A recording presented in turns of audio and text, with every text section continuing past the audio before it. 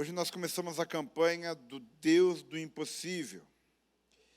Enquanto eu pensava sobre que palavra ia compartilhar e orava, eu lembrei de duas passagens bíblicas e quero compartilhar com vocês. Depois nós vamos contar a história de uma pessoa. O primeiro texto bíblico está lá no Evangelho de Marcos, capítulo 9, versículo 23. Evangelho de Marcos 9, 23 diz assim: Ao que lhe respondeu Jesus: Se podes, tudo é possível ao que crê. Esse texto é a história de um pai que chega até Jesus e o seu filho é possesso por um espírito imundo, perturbado e surdo e mudo. E esse pai, então, responde a uma pergunta de Jesus. Jesus pergunta: o que você precisa, o que você quer? E ele disse: se tu podes, que tu cures o meu filho. E ali nessa tradução diz assim: se podes. Mas na verdade ali não seria uma exclamação, mas seria uma interrogação. No grego não tem exclamação nem interrogação. Jesus na verdade está dizendo assim: se podes. Você está dizendo se eu posso curar o teu filho? Aí Jesus devolve para ele: tudo é possível ao que crê. Não somente eu posso, como você também pode, se você crer. E aí eu me lembrei de um outro texto bíblico, que está no Evangelho de Lucas, capítulo 1, versículo 37. Abra aí em Lucas 1, 37. Diz assim: porque para Deus não haverá impossíveis em todas as suas promessas. Sobre quem é esse texto bíblico? Esse é aquele relato em que o anjo Gabriel vai até Maria e diz: Maria, você vai conceber um filho, e esse filho será o Salvador da humanidade, o próprio Deus no seu ventre. Então ela pergunta: como isto é possível se eu sou ainda virgem e não conheço homem algum? Nenhuma semente humana foi fecundada em meu útero. Aí o anjo responde: para Deus, Maria, não haverá impossíveis em tudo o que Ele prometeu. Aquilo que nós cantamos todo culto aqui: Ele é fiel para cumprir tudo o que prometeu. E para Deus não há impossíveis. E é nesse espírito que nós vamos caminhar no mês de setembro, no culto do milagre das 5h30, falando sobre o Deus do impossível. Mas o que seriam impossibilidades? Impossibilidades apontam sempre para, inclusive a etimologia, a raiz da palavra diz falta de poder. É quando eu não posso. É quando você não pode, quando ninguém pode. Isso é um impossível. Se bem que talvez algo que é impossível para mim não seja para você. Algo que seja impossível para você não seja para mim. E nestas questões, Deus age também. Talvez você pense assim: mas isso não é tão impossível. Mas é impossível para você? Está fora dos seus recursos, está fora do seu alcance, então Deus vai fazer para você. Aquilo que você pode, aquilo que você consegue é com você. Mas aquilo que você não pode, aquilo que você não consegue, se você crer, isso então é com Deus. Impossibilidades vão apontar sempre para limites. Quando algum limite nos é imposto, seja um limite físico, seja um limite por conta da nossa idade, talvez, seja um limite por falta de recursos financeiros, recursos pessoais, talvez falta de uma família, falta de posses, falta de referências, eu não sei o que lhe falta. E o problema é que talvez a maioria de nós não sabemos o que nos falta. Mas mesmo assim, Deus pode agir. Mesmo que você não saiba o que lhe falta. Mesmo que você não saiba por que você não pode. Deus continua podendo. Impossibilidades apontam para circunstâncias. Só que nós não andamos por circunstâncias, nós andamos por fé, a palavra diz. Não andamos por vistas, nós andamos por fé, nós andamos pela promessa que o Senhor nos prometeu e que Ele disse que iria cumprir. E aí eu estava pensando, Gil, quando veio a palavra impossível, pastor Felipe, eu lembrei daquele filme. Pam, pam, pam, pam, pam, pam, pam, pam, pam, pam, pam, pam, pam, pam. Missão Impossível. Existem algumas missões que nos são impossíveis, que revelam toda a nossa impotência diante do mundo, diante do céu, diante do inferno, diante da nossa família, diante de nós mesmos. Nos filmes parece que tudo é possível, mas filme é filme. Na vida real é diferente. Mas eu quero te dizer, nessa tarde, que eu não sei qual é a tua missão, mas em Deus ela vai ser sempre possível. E eu quero contar a história de um homem que teve que cumprir uma missão impossível. E está lá no livro de Josué, capítulo 1, versículo 2.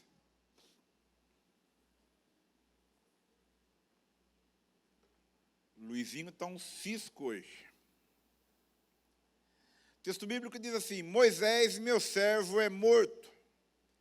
Dispõe-te agora, passa esse Jordão, tu e todo este povo, à terra que eu dou aos filhos de Israel. Esse é o segundo versículo do livro de Josué. E aqui, só nesse versículo 2, nós vemos uma lista de muitas impossibilidades. A primeira lista é que o homem referência para todo Israel, o grande profeta de Deus, Moisés, agora tinha morrido. Você já perdeu uma grande referência na sua vida? Sabe, aquele pai que morre, aquela mãe que morre, aquele marido, aquela esposa que morre, e você precisa lidar com o luto, você precisa lidar com a perda. E olha aí, Josué tinha Moisés como um pai, como uma referência para a sua vida, era o seu líder, seu mentor, discipulador, e agora Josué está como órfão, e tem que lidar com isso. E agora o Senhor dá uma tarefa para ele: olha, você vai substituir Moisés, você vai ficar no lugar desse grande homem. Imagine. Irmãos, Josué nasceu escravo, foi criado como escravo, viveu 40 anos como escravo, e mais quase 40 anos como peregrino no deserto. Moisés era um homem que sabia vários idiomas, sabia ler e escrever, o que era uma raridade para a época. Moisés conhecia arquitetura, engenharia, medicina, química, física, biologia, filosofia, teologia. Tinha falado com Deus face a face. E Josué? Josué era o secretário de Moisés e jogava água na mão dele. E agora ele fala: Deus, o senhor tem certeza que o senhor vai dar essa tarefa para eu?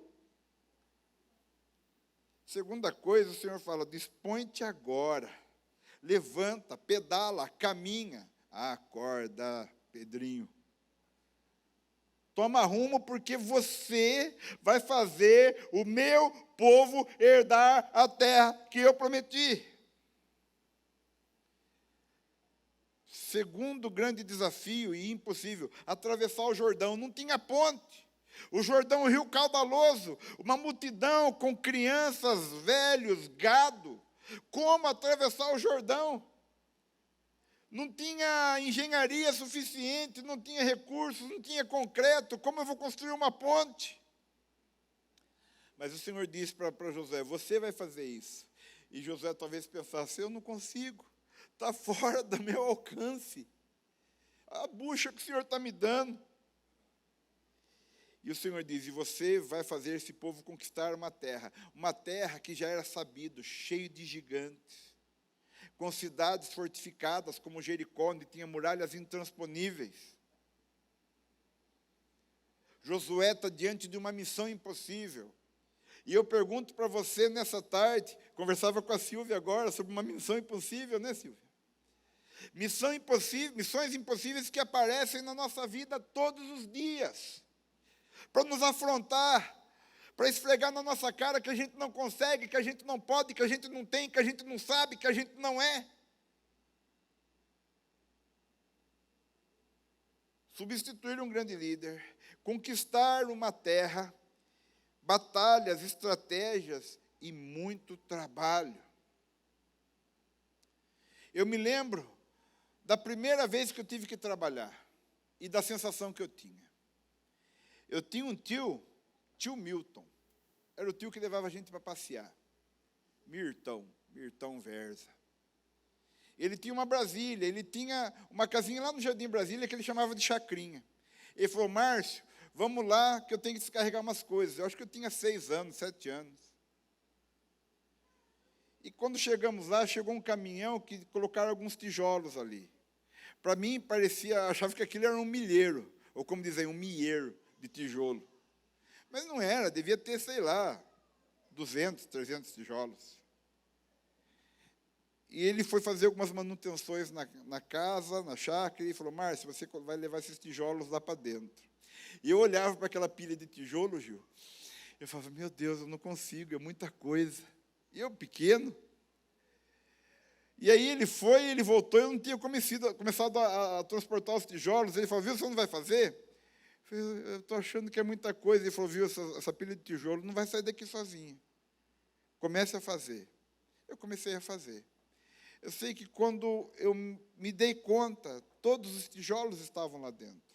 Então não devia ser muito tijolo para um menino de 6 anos carregar. Mas quando eu olhei pela primeira vez, aquela pilha de tijolo parecia muito serviço, muito trabalho. E existem algumas tarefas na nossa vida que você olha e fala, meu Deus, é muito serviço. Quando você chega na conclusão de um curso universitário, você tem que fazer uma TCC. Eu estou agora no final de um MBA, eu vou ter que fazer uma TCC de novo. Um TCC, um trabalho de conclusão de curso. Você olha para aquilo e fala, meu Deus, será que eu dou conta? Quando você tem uma reforma para fazer na tua casa, quando você tem um carnê inteirinho do financiamento de um carro para pagar, e você ficou desempregado agora, você fala, meu Deus, será que eu vou dar conta? Quando você já está com a sua família organizada e descobre que a esposa está grávida, você fala, meu Deus, mais um filho, será que eu dou conta? Meu Deus, uma transferência, será que eu dou conta? Meu Deus, uma doença, será que eu dou conta? Josué tinha que lidar com muito trabalho à vista. E, por último, ele era o responsável pela transição para um novo tempo. Mudanças são dolorosas, mudanças são difíceis, e muitas vezes nós achamos que mudanças são impossíveis. Agora veja o que o Senhor diz no versículo 9 do capítulo 1 para Josué. Não te mandei eu. Aí Deus está afirmando para Josué, eu dei uma ordem, Josué. Não é um pedido, não, menino. Estou te mandando. Seja forte e corajoso, não tenha medo, não se espante, porque o Senhor teu Deus é contigo por onde tu andares. Esse é o chamado e vocação de Josué. Primeira coisa, o Senhor fala sobre obediência. Você quer alcançar o impossível na tua vida, você tem que entrar na obediência. Na escola você aprende o ABCD. No Evangelho você aprende a obedecer. Na Bíblia, nas Escrituras, vai falar sempre de obediência. Quem quer subir de nível e ir para o nível sobrenatural, você tem que aprender a obedecer aquilo que o Senhor diz, aquilo que o Senhor fala. Você precisa conhecer as ordens do Senhor para você. Seja obediente às Escrituras. Seja obediente aos preceitos e valores do Senhor. Falar, mas não concordo, Senhor. Josué podia falar, não concordo. O Senhor podia chamar Caleb, que é um cara mais animado do que eu. O Senhor podia chamar Arão, que é irmão de Moisés, mas eu? Quantas vezes nós questionamos as decisões do Senhor? E o Senhor apenas nos diz, não te mandei eu? E aí ele fala, seja forte. Ou como diz lá no Nordeste, tome tento. Tome tento, menino. Hoje eu conversava com o Samuel, na hora do almoço, que a Bíblia diz que se nós nos comportarmos de maneira fraca diante da angústia, a nossa força será pequena. Se na hora do problema a gente esmorecer, a nossa força parece que é óbvio, mas não é. O que o provérbio está dizendo é que quando a luta vier, tome tento, se esforce. Você não vai vencer aquilo sem fazer força. Você vai ter que se esforçar. Você vai ter que pagar um preço. Seja forte. E ele diz, seja corajoso. Tenha coragem. Irmãos, a coragem não é ausência de medo. O medo pode ser ausência de coragem. Porque a coragem é mais do que um sentimento, a coragem é uma atitude. Você pode estar cheio de medo, mas você faz mesmo assim. Uma vez, Gil, eu fui para o Play Center. Você é da época do Play Center, né? É, sim, senhor. Nunca foi no Play Center? Ah, já tinha fechado já? É que você era pobre. Eu nunca fui no Hopi Hari, por exemplo. Então, fomos no Play Center. Gente, eu não gosto de montanha-russa, aqueles negócios Enterprise, que gira, que roda. Acho que por isso que nunca fui no Hopi Hari, nem no Beto Carreiro. Mas, enfim, começaram a tirar sarro de mim, que eu era medroso, que eu era covarde. Eu fui. Eu fui em todos os brinquedos. Eu quase morri, mas eu fui. Porque eu falei, vou provar que, embora eu tenha medo, eu sou corajoso. A coragem é uma decisão. Sabe, você sabe que tem que tomar injeção. Quem aqui não gosta de injeção? Mas você vai tomar mesmo assim, você está com medo. Tem uma cirurgia, né, irmão? A gente não gosta, né? Anestesia geral, vai entubar a gente. E é uma cirurgia boa, não é uma cirurgia ruim que o irmão vai passar. A gente fica meio amedrontado, mas a gente faz mesmo assim. Então, ter medo é normal. O que não é normal é você ter coragem, porque a coragem é uma escolha. A coragem, ela não é natural. A coragem é algo que você decide e faz mesmo sem sentir vontade e sem sentir forças. Mas você faz porque sabe que tem que fazer. É isso que Deus está falando para Josué. Josué, você está se sentindo fraco, mas vai, não é na tua força, é na minha. E ele diz, não te espante.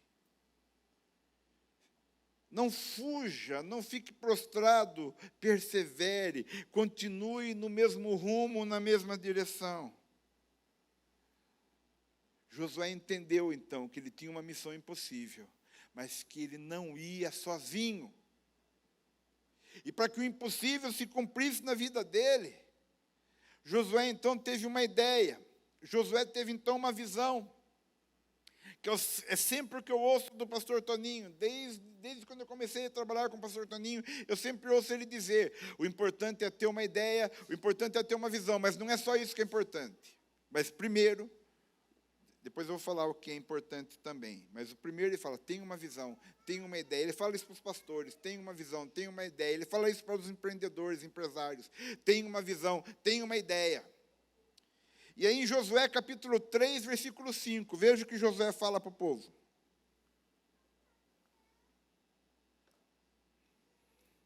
Disse Josué ao povo, santificai-vos, porque amanhã o Senhor fará maravilhas no meio de vós. Josué teve uma visão, falou, olha, humanamente, essa é uma guerra perdida. Humanamente, essa missão é impossível. Então, as nossas armas não são naturais. Nós precisamos fazer algo que nós nunca fizemos. Nós precisamos pagar um preço espiritual. E a primeira coisa que ele diz, então vamos santificar. Vamos levantar um jejum. Vamos estabelecer um clamor, uma oração. É isso que nós vamos fazer daqui a pouco. É isso que todas as igrejas do Evangelho Quadrangular no Brasil inteiro estão fazendo hoje, desde manhã. Um clamor pela nossa nação, santificação pela nossa nação. Então Josué fala, para tudo, e santifiquem-se, porque amanhã, olha a certeza dele, o Senhor fará maravilhas no meio de vós. E por que amanhã? Porque estamos nos santificando, Deus vai trazer uma resposta. Porque estamos jejuando, Deus vai trazer uma resposta. Porque estamos clamando, Deus vai trazer uma resposta. Como está lá em 2 Crônicas 7,14. Se o meu povo, que se chama pelo meu nome, se humilhar, orar e me buscar e se arrepender dos seus maus caminhos, eu ouvirei o seu clamor, virei e sararei a sua terra. Josué tem uma visão. Santificação, se preparar espiritualmente para as maravilhas que Deus vai fazer. Não adianta, se você tem uma missão impossível para cumprir, ficar deitado não vai resolver. Cobrir a cabeça e ficar chorando no travesseiro não vai resolver. Ficar assistindo vídeo no YouTube não vai resolver, no WhatsApp não vai resolver. Ah, mas eu estou desempregado. Ah, mas eu estou com um problema. Ah, mas eu estou com o meu relacionamento tá quebrado. Levanta, dispõe-te, como o Senhor disse para Josué. Toma uma posição na tua vida. E você que veio aqui nessa tarde já está fazendo isso. Você que está conectado conosco pela internet já está fazendo isso, tomando um posicionamento na tua vida. E aí, no livro de Josué mesmo, capítulo 24, versículo 15. Olha o que Josué diz. Porém, se vos parece mal servir ao Senhor, escolhei hoje a quem servais.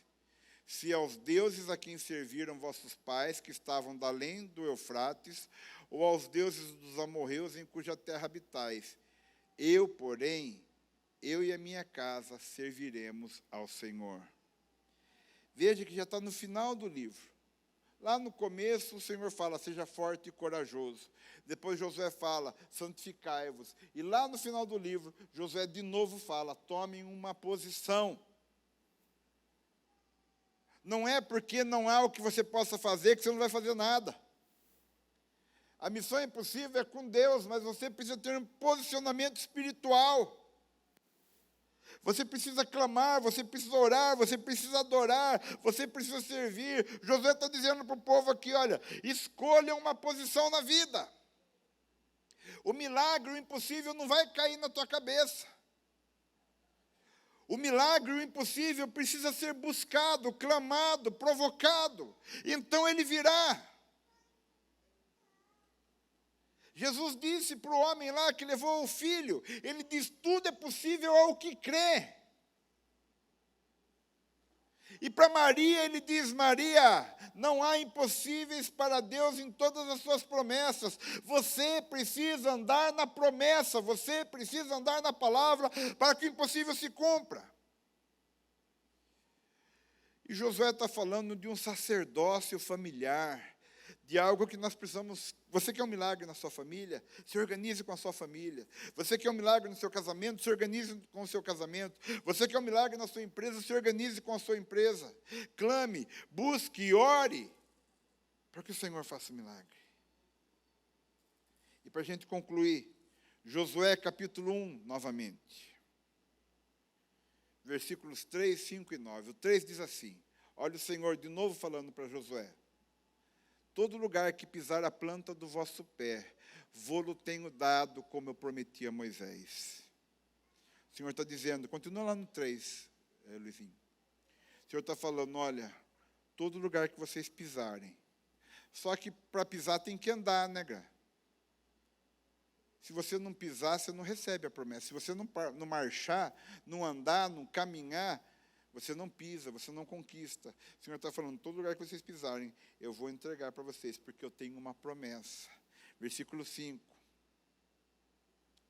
Ninguém te poderá resistir todos os dias da tua vida. Como fui com Moisés, assim serei contigo. Não te deixarei e nem te desampararei. Você não está sozinho. Você não está sozinha.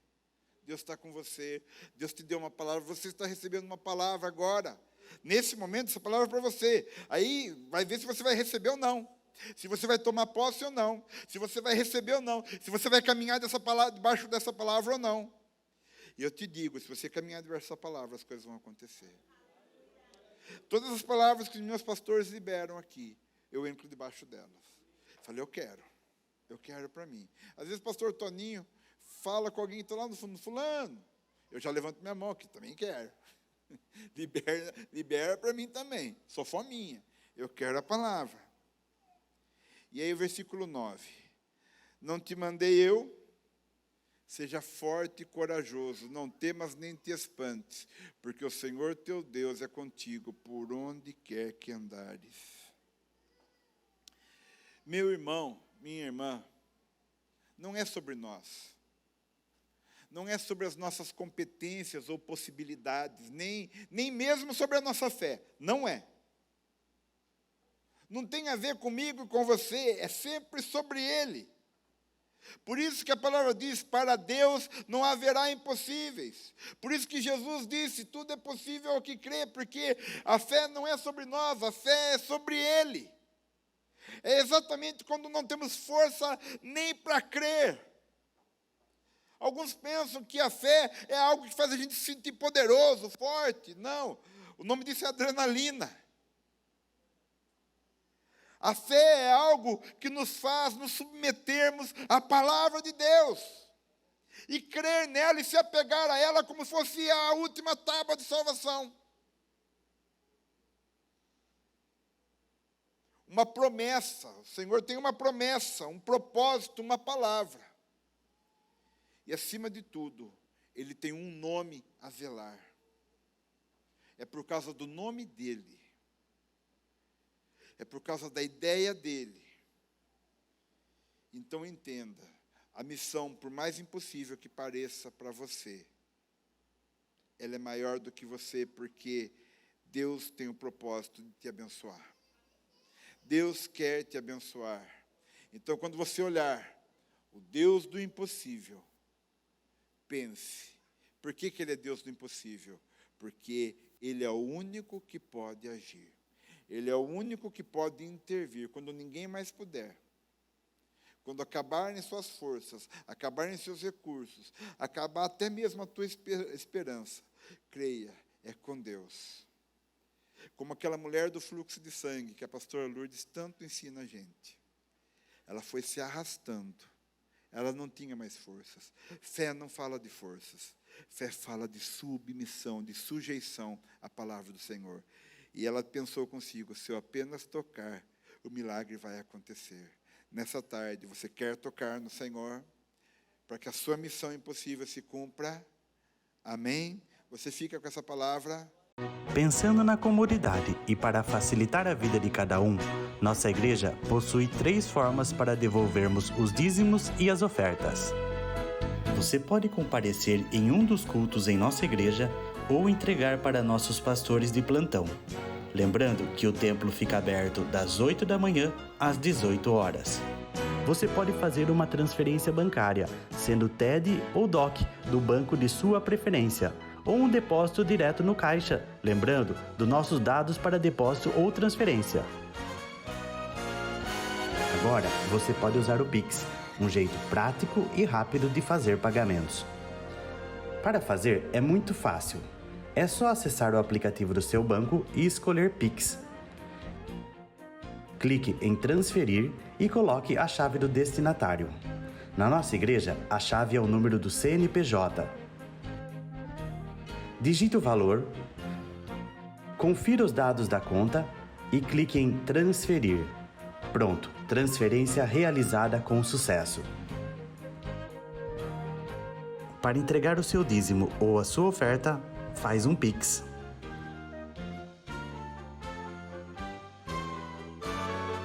Esta é a nossa igreja. Não importa onde estivermos, estaremos sempre conectados. Lembre-se, juntos à distância.